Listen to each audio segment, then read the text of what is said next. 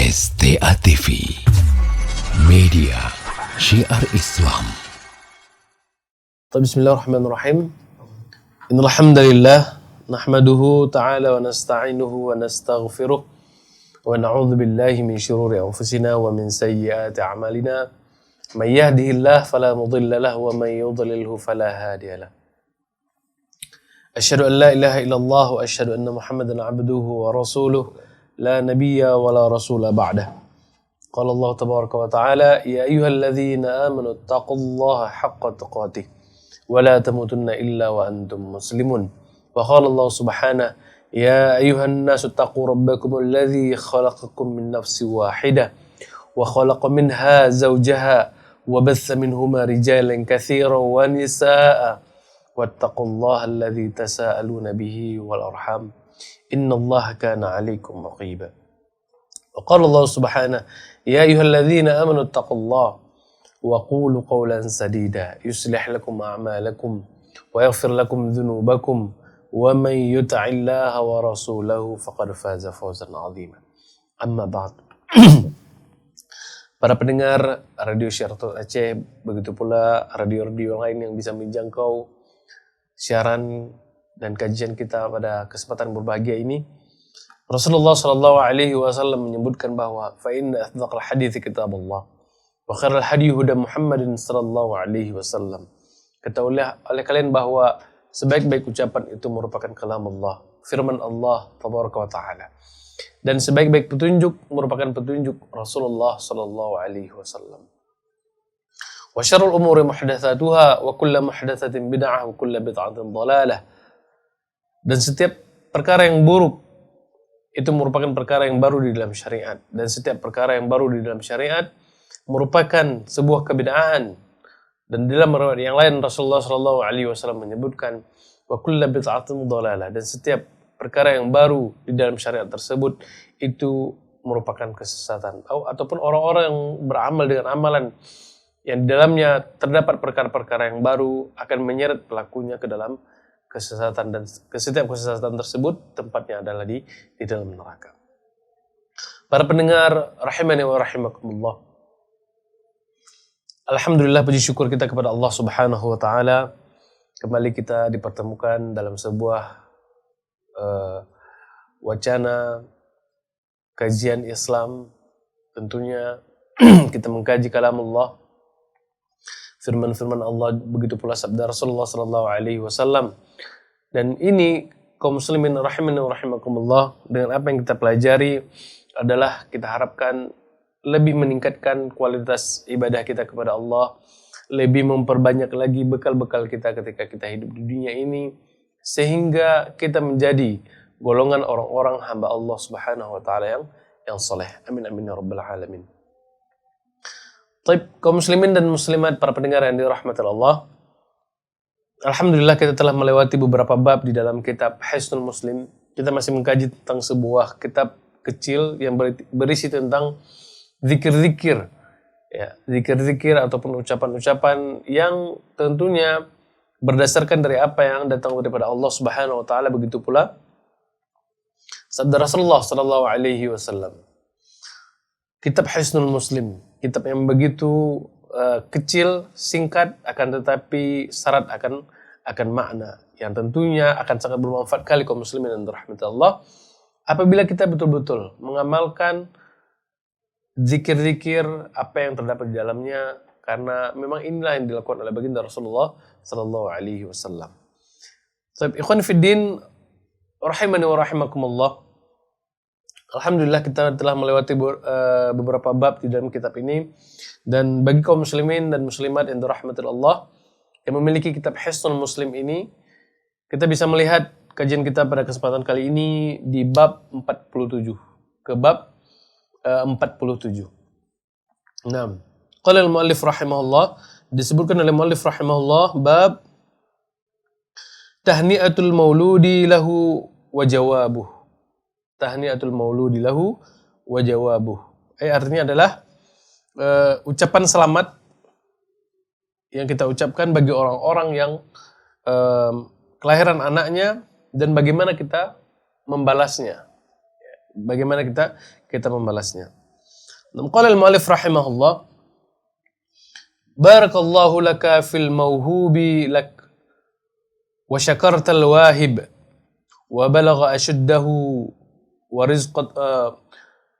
rizqta birrahu. Kita ulangi sekali lagi. Barakallahu laka fil mawhubi lak wa syakartal wahib wa balagha ashuddahu wa rizqta birrahu.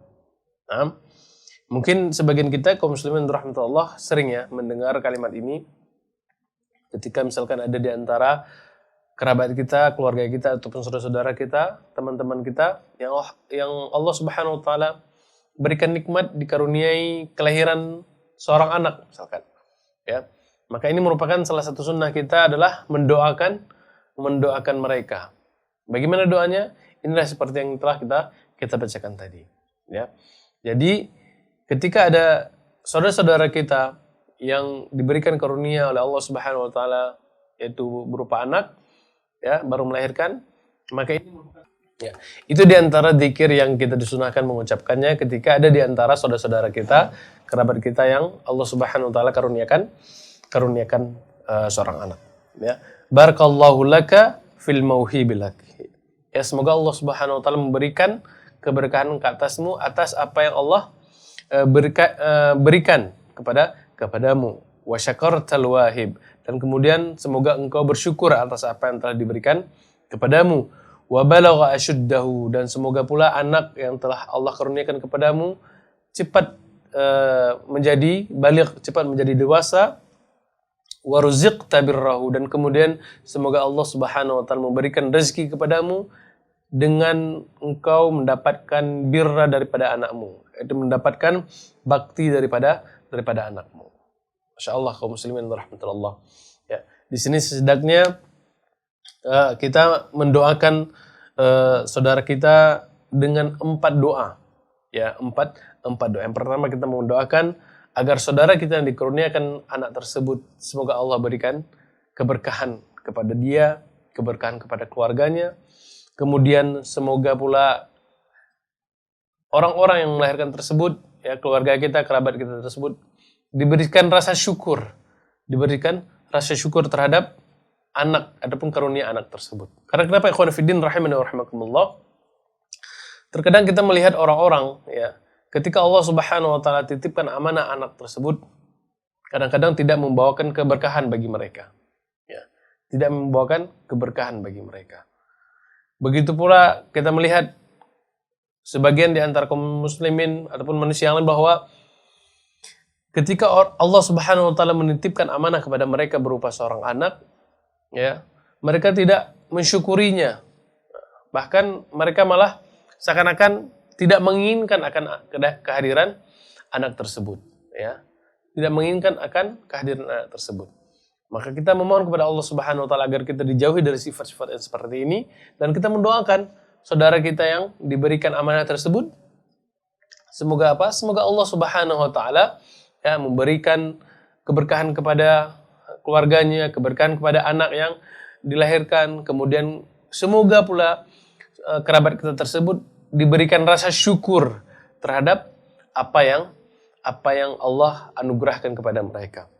Wa balagha ashuddahu, dan kemudian kita memohon, ya Allah, semoga pula anak yang dikaruniakan kepada saudara-saudara kita ini cepat menjadi dewasa, cepat baligh.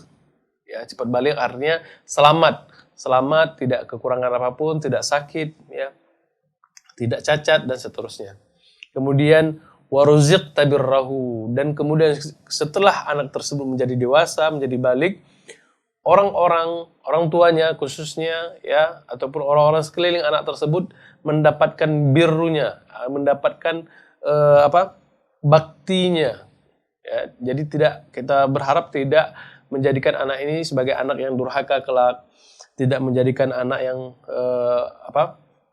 menimbulkan permasalahan kelaknya di dalam keluarganya. Nah, ini yang Masya Allah, ya, kalau kita fahami, kita telusuri dan maknai, ya, betul-betul apa yang terkandung di dalam doa ini, subhanallah akan terdapat begitu banyak macam, ya, doa-doa yang kita panjatkan kepada Allah Subhanahu wa taala untuk saudara-saudara kita yang mendapatkan kenikmatan seperti ini.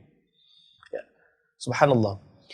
Nah, kemudian ikhwan fiddin, para pendengar yang dirahmati Allah, ketika ada di antara sahabat-sahabat kita yang mendoakan kita, misalkan kita ini ketika diberikan anugerah oleh Allah berupa kelahiran anak. Ada di antara sahabat-sahabat kita ataupun kerabat-kerabat kita, saudara-saudara kita mendoakan kita dengan doa-doa yang tadi, ya, maka selayaknya juga kita mendoakan ulang kepada mereka. Mendoakan kembali mereka. Doanya seperti apa?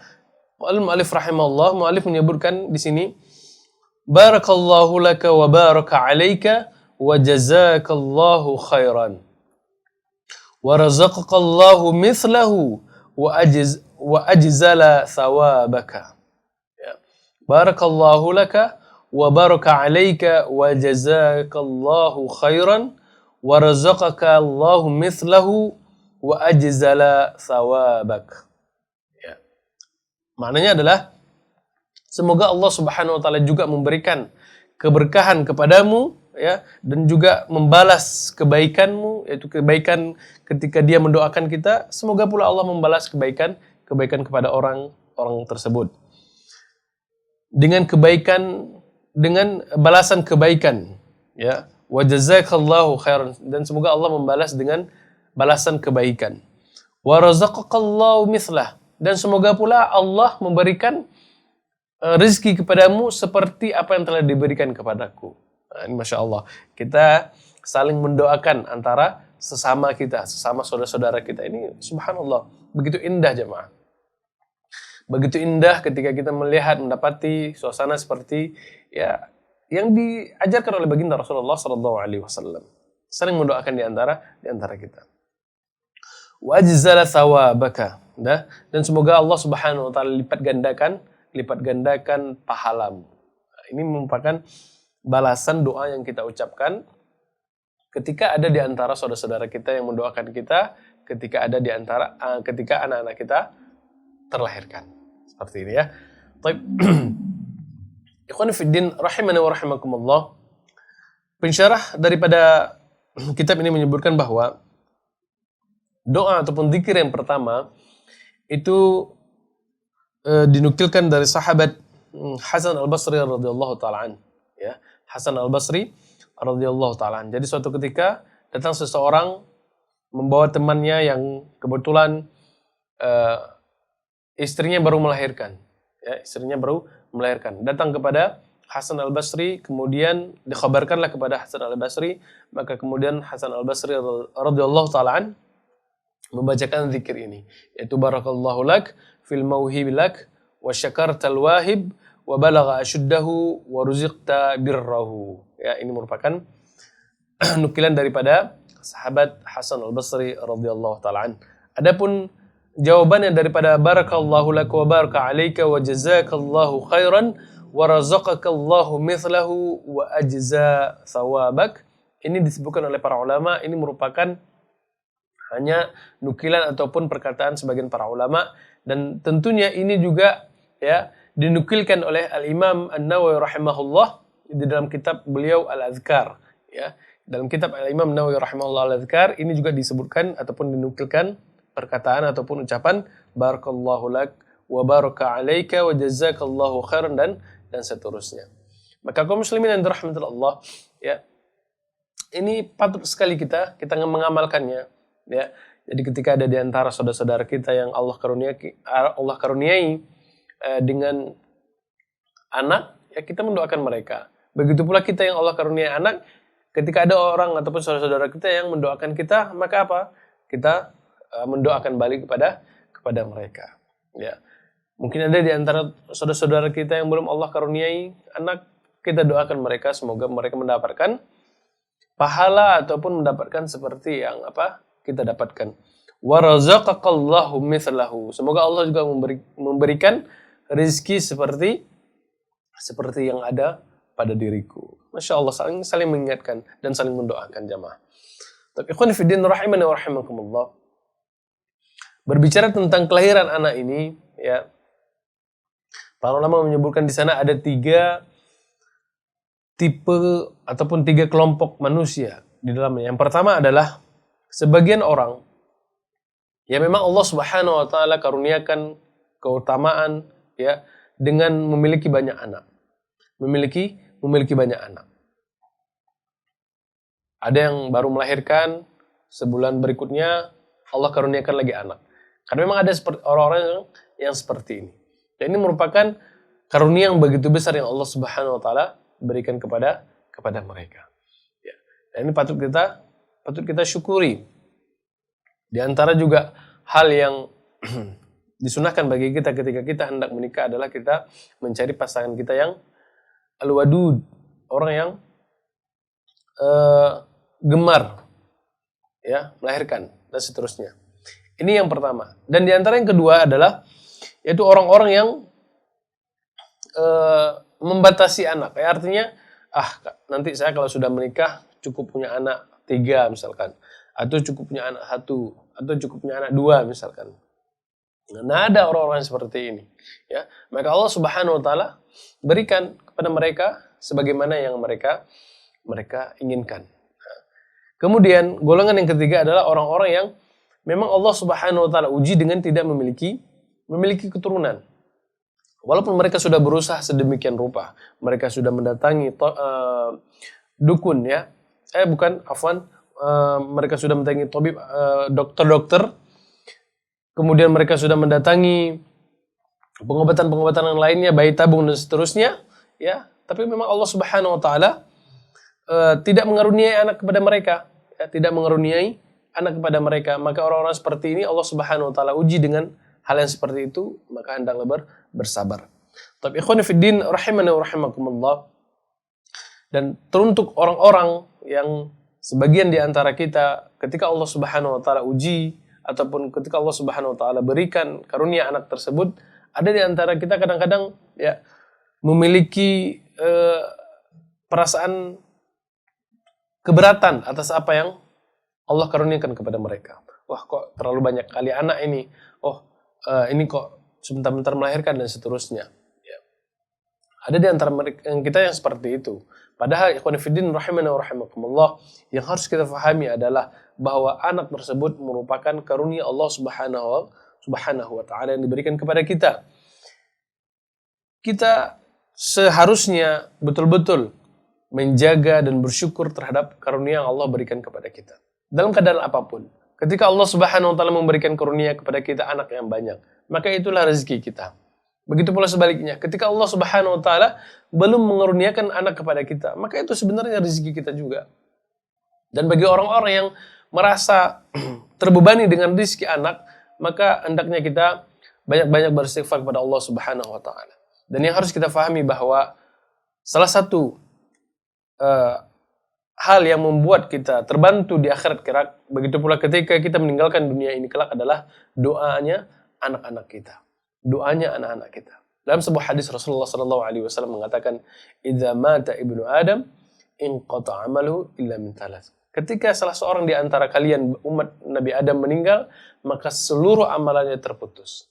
Maka seluruh amalannya terputus kecuali 3. Di antaranya adalah doa anak yang soleh. Kalau kita membatasi anak-anak kita, cukup 2 saja misalkan, ataupun cukup 3 saja misalkan. Ya, kalaulah mereka semuanya menjadi anak-anak yang soleh, alhamdulillah. Lah kalau semua di antara mereka yang tidak soleh, bagaimana kita akan mendapatkan birra mereka, bakti mereka, doa yang mereka. Ya, doa mereka. Maka patutnya kita bersyukur atas apa yang telah Allah Subhanahu wa taala karuniakan kepada kita. Tapi ikhwan fillah rahimani wa rahimakumullah, makanya di awal tadi kita berdoa kepada orang-orang yang Allah karuniakan anak, semoga apa? Semoga orang yang mendapatkan karunia anak tersebut menjadi orang yang bersyukur.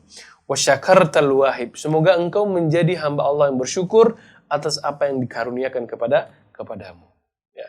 Karena banyak di antara orang-orang yang ketika melahirkan ataupun dia memiliki anak, istri yang melahirkan, dia nggak senang. Dia merasa, ini datang lagi masalah baru nih. Ini datang lagi nih beban baru dan seterusnya. Ya. Ini yang harus kita hindari. Tapi ikhwan fillah rahimani wa rahimakumullah, Tentunya di sana ada beberapa sunnah Rasulullah Sallallahu Alaihi Wasallam yang bisa kita lakukan ketika Allah Subhanahu Wa Taala karuniakan kepada kita seorang anak tersebut. Di antaranya adalah disebutkan dianjurkan kepada kita untuk memberikan kabar gembira kepada orang lain. Ya, artinya kita mengumumkan kepada orang lain, mengkhabarkan kepada orang lain bahwa alhamdulillah Allah Subhanahu Wa Taala mengaruniai kepada kita seorang anak. Sebagaimana seorang sahabat tadi yang datang kepada Hasan Al-Basri radhiyallahu taala mengabarkan bahwa saudaranya sudah melahirkan. Kemudian baru didoakan oleh Hasan Al-Basri radhiyallahu taala. Kemudian di antara sunnah yang kita harus lakukan ketika kelahiran anak kita adalah yaitu mentahnik. Mentahnik ini adalah yaitu kita mengunyah, ya di antara sunnahnya adalah kurma yang dilakukan oleh Rasulullah SAW. Itu kita mengunyah kurma dengan menghaluskannya, kemudian menempelkan kurma tersebut di langit-langit si bayi. Kemudian kita mendoakan keberkahan terhadap si bayi tersebut. Dan di antara sunnah yang lainnya adalah kita mencukur rambut bayi tersebut, baik laki-laki maupun perempuan. Dan kemudian sunnah lagi yang harus kita lakukan adalah kita memberikan nama anak tersebut dengan nama yang baik. Dan kemudian di antara sunnah selanjutnya adalah kita mengkhitan.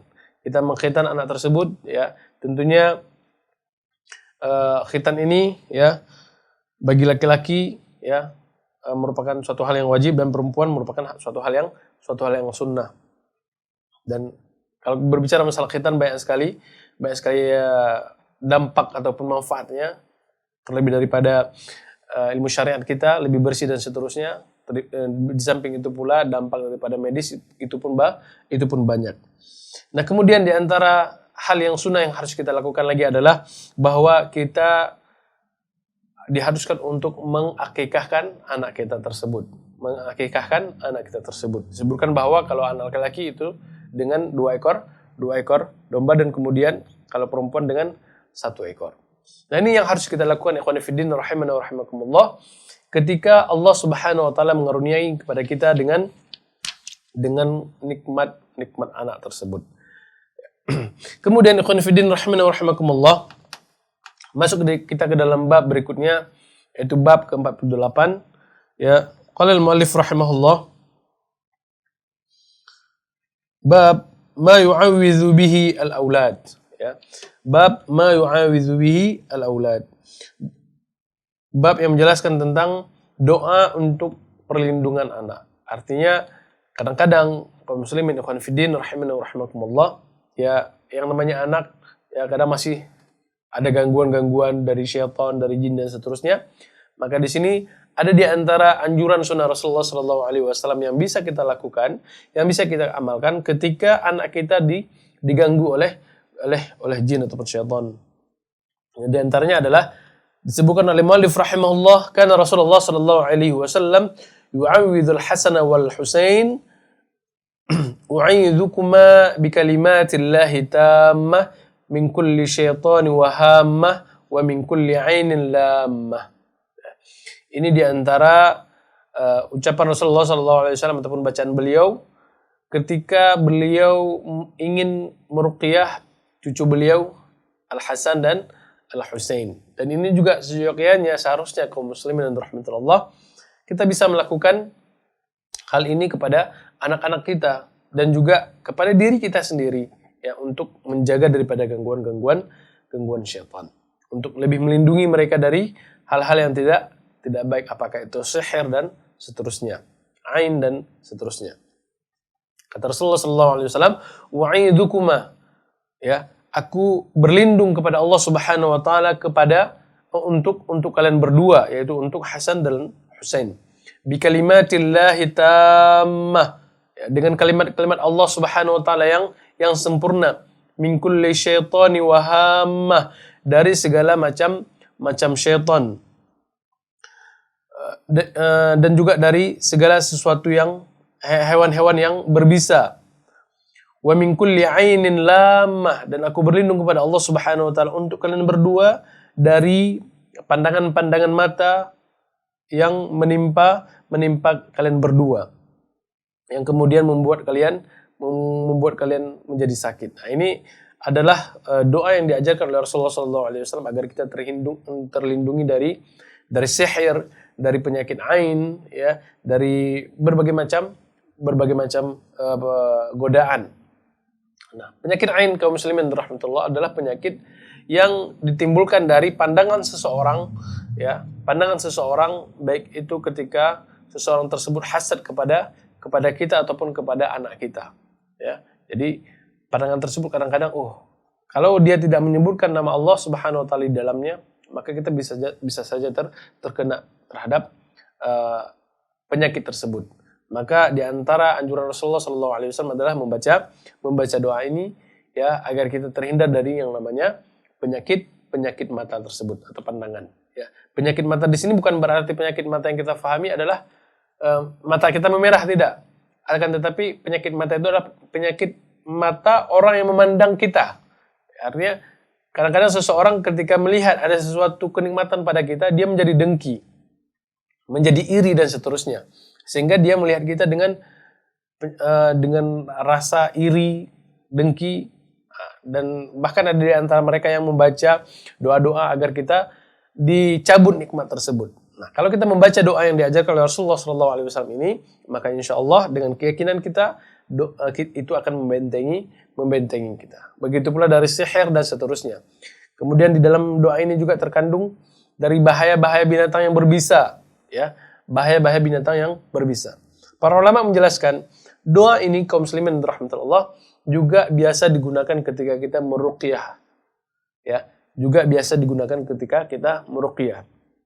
Baik itu ketika kita meruqyah orang lain ataupun ketika kita meruqyah diri sendiri, ya. Misalkan ada ketika kita jalan, ya, tergigit binatang berbisa misalkan. Maka ini di antara doa yang bisa kita baca seperti yang diajarkan oleh baginda Rasulullah sallallahu alaihi wasallam. Wa min kulli 'ainin lamah wa min kulli syaitanin wahamma. Ya, berlindung dari godaan syaitan dan juga dari binatang-binatang yang berbisa, wa min kulli 'ainin lamah, dan juga pandangan mata yang membuat kita sakit, ya, membuat kita sakit. Wallahu taala alam bisawab. Ya, mudah-mudahan kaum muslimin yang dirahmati Allah, dua doa yang diajarkan oleh Rasulullah SAW ini mudah-mudahan, ya, bisa kita amalkan, bisa kita praktekkan, terlebih untuk, ya, melindungi keluarga kita, melindungi buah hati kita, anak-anak kita yang kita cintai, yang kita sayangi. Maka perlu sekali untuk kita mengamalkan doa yang diajarkan oleh Rasulullah SAW ini. Kalau satu orang kita membaca a'udzubika, karena di dalam teks ini Rasulullah SAW ingin membacakan kepada Hasan dan Husain, maka beliau menggunakan konteks a'udzubikuma, a'udzukuma bikalimatillahi tammah. Kalau kita membacakan kepada anak kita yang sendiri, maka a'udzubika, ya, dengan kalimat sendiri. Wallahu taala alam bisawab. Mudah-mudahan apa yang kita sampaikan bermanfaat dan kemudian kita mengamalkan dari apa yang datang daripada baginda Rasulullah sallallahu alaihi wasallam. Dan insyaallah pada pertemuan berikutnya kita akan masuk ke dalam bab yang baru. Ya, mudah-mudahan Allah Subhanahu wa taala memberikan kelancaran dan kemudahan kepada kita nantinya. Allah taala alam bisawab. Subhanakallahumma wa bihamdika asyhadu an la ilaha illa anta wa astaghfiruka wa atubu ilaik. Wassalamualaikum warahmatullahi wabarakatuh.